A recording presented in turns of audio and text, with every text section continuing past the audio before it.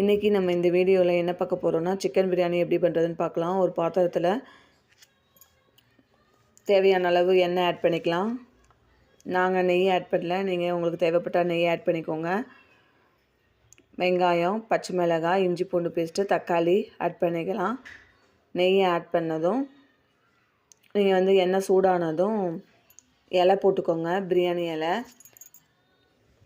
பிரியாணி இலை போட்டுட்டு நல்லா பொரிஞ்சு வரட்டும். ஒரு மாதிரி செந்நிறமாக மாறட்டும். மாறினோடனே வெங்காயம், பச்சை மிளகாய் போட்டு வணக்கிக்கலாம். இது ஒரு நியூ ஸ்டைலு சிக்கன் பிரியாணி. இப்படி ட்ரை பண்ணி பாருங்கள் எப்படி இருக்குன்னு. இது எனக்கு இந்த டேஸ்ட்டு ரொம்ப பிடிச்சிருந்துச்சு. நீங்களும் ட்ரை பண்ணி பாருங்கள். இப்போ வெங்காயம், பச்சை மிளகாய் மட்டும் போட்டிருக்கேன். போட்டுட்டு நல்லா வணக்கி எடுத்துக்கலாம். ரொம்ப நல்லா வணக்க தேவையில்ல, ஜஸ்ட்டு லைட்டாக வணக்கினா போதும். தென் இந்த ஒரு வணக்கு கிண்டி விட்டுட்டு தென் இந்த ஸ்டேஜில் ஏலக்காய், கிராம்பு பாருங்கள், ஏலக்காய் 2 ஏலக்காய் போட்டுக்கிறேன். தென் கிராம்பு, பட்டை, சோம்பு இது போட்டுக்கலாம். ஏன்னா நீங்கள் எண்ணெயிலே இதெல்லாம் போட்டிங்கன்னா அது ஸ்மெல் அந்த ஸ்மெல் அடிச்சிட்ருக்கோம், நல்லா இருக்காது. நீங்கள் வெங்காயம் போட்டுட்டு இதை போட்டிங்கன்னா, ஜஸ்ட்டு அதில் இலை மட்டும் போட்டுட்டு வெங்காயம் போட்டு இதை போட்டிங்கன்னா அந்த ஸ்மெல் உங்களுக்கு ரொம்ப தெரியாது. அந்த ஸ்மெல் அந்த கிராம்பு, பட்டை ஸ்மெல்லாம் தெரியாது. இது டேஸ்ட் வைஸ் சூப்பராக இருக்கும். இது மாதிரி ட்ரை பண்ணி பாருங்கள். இப்போ வெங்காயம் போட்டு ஒரு வணக்கிட்டு இதெல்லாம் ஆட் பண்ணி வணக்கிட்டுருக்கேன். நல்லா வணக்கி எடுத்துக்கலாம். கொஞ்சமாக நல்லா வெங்காயம் வணங்குறதுக்கு உப்பு ஆட் பண்ணிக்கலாம். உப்பு ஆட் பண்ணி நல்லா பாருங்கள், நல்லா பொன்னிறமாக வணங்கியாச்சு. இந்த அளவுக்கு பிங்க் கலரில் பொன்னிறமாக நல்லா வணங்கினதும் இஞ்சி பூண்டு ஆட் பண்ணிக்கலாம். இஞ்சி பூண்டு ஆட் பண்ணி நல்லா வணக்கி விட்டுக்கலாம். இப்போ இந்த ஸ்டேஜில் மஞ்சத்தூள் ஆட் பண்ணிக்கலாம். சிக்கன் ரொம்ப மேக்னேட் பண்ணல, ஜஸ்ட்டு மஞ்சத்தூள், மிளகாத்தூள் போட்டு ரொம்ப நேரம் மேக்னேட் பண்ணல. இப்போ தக்காளி போடுறதுக்கு முன்னாடி சிக்கன் போட்டு வணக்கலாம். ஏன்னா அப்போ தான் அதில் உள்ள எசன்ஸு இதெல்லாம் நல்லா இறங்கி நல்லாயிருக்கும். கறியும் நல்லா வெந்து நல்லாயிருக்கும்.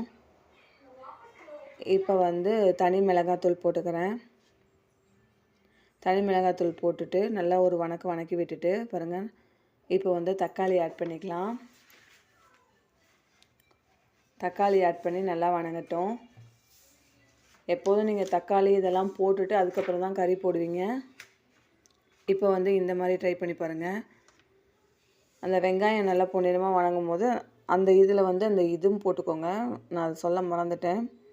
பொன்னிறமாக வணங்கணுன்னே இஞ்சி பூண்டு பேஸ்ட்டு போட்டுறோடனே இது போட்டுக்கோங்க, கொத்தமல்லி புதினா போட்டுக்கோங்க. கொத்தமல்லி புதினா போட்டுட்டு தென் இந்த கறி, தக்காளிலாம் போட்டு பாருங்கள், நல்லா வணக்கிட்டு வணக்கினோடனே தயிர் ஆட் பண்ணிக்கலாம். தயிர் ஆட் பண்ணி நல்லா வணக்கி விட்டுக்கலாம். தயிர் ஆட் பண்ணி நல்லா வணக்கி விட்டதும் இப்போ பிரியாணி மசாலா ஆட் பண்ணிக்கலாம். பிரியாணி மசாலா ஆட் பண்ணியும் நல்லா வணக்கி விட்டுக்கலாம். அந்த ஸ்மெல்லு இதெல்லாம் போகிற அளவுக்கு நல்லா வணக்கி விட்டுட்டு இந்த டைம் நீங்கள் உப்பு, காரம் எல்லாம் செக் பண்ணிக்கோங்க. இந்த கரம் மசாலா மற்ற எந்த மசாலாவும் ஆட் பண்ணல, ஒன்லி தனி மிளகாத்தூளும் இது மட்டும்தான் ஆட் பண்ணியிருக்கேன், பிரியாணி மசாலாவும். இப்போ பாருங்கள், நல்லா இதிலே நல்லா முக்காப்பத்துக்கு நல்லா வெந்துருச்சு.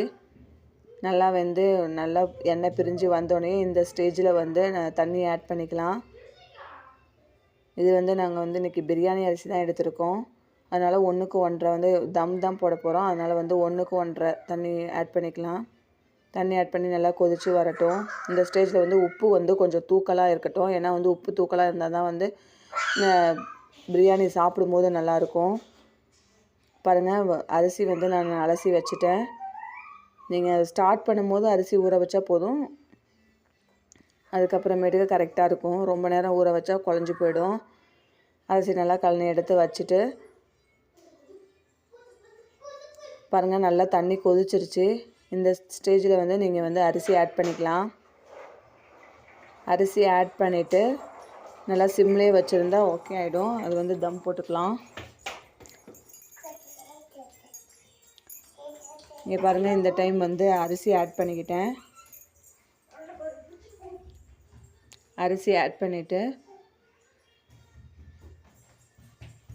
கொஞ்சமாக வந்து நான் வந்து நல்லா அரிசி ஆட் பண்ணி ஒரு 5 மினிட்ஸ் வச்சாலே நல்லா இதாகிடும். பாருங்கள், நான் இந்த தம் போட்டது வந்து உங்கள்கிட்ட அந்த கிளிப்பு காட்ட மறந்துட்டேன். நல்லா தம் போட்டோன்னே நல்லா இறக்கியாச்சு. நல்லா பிரியாணி பாருங்கள், நல்லா பொலன்னு கறியும் நல்லா வெந்து சூப்பராக இருக்குது. இப்போ எடுத்து சர்வ் பண்ணலாம். தயிர் பச்சடி போட்டாச்சு. ரொம்ப டேஸ்ட்டாக வந்துருந்துச்சு இந்த பிரியாணி. நீங்களும் இந்த ஸ்டைலில் ட்ரை பண்ணி பாருங்கள். எப்படி இருந்துச்சுன்னு சொல்லுங்கள். மறக்காமல் கமெண்ட் பண்ணுங்கள். வீடியோ பிடிச்சிருந்தால் லைக் பண்ணுங்கள், ஷேர் பண்ணுங்கள், கமெண்ட் பண்ணுங்கள், சப்ஸ்கிரைப் பண்ணுங்கள். மகிழும் மனமும் நிறைந்திருக்கட்டும். தேங்க்யூ.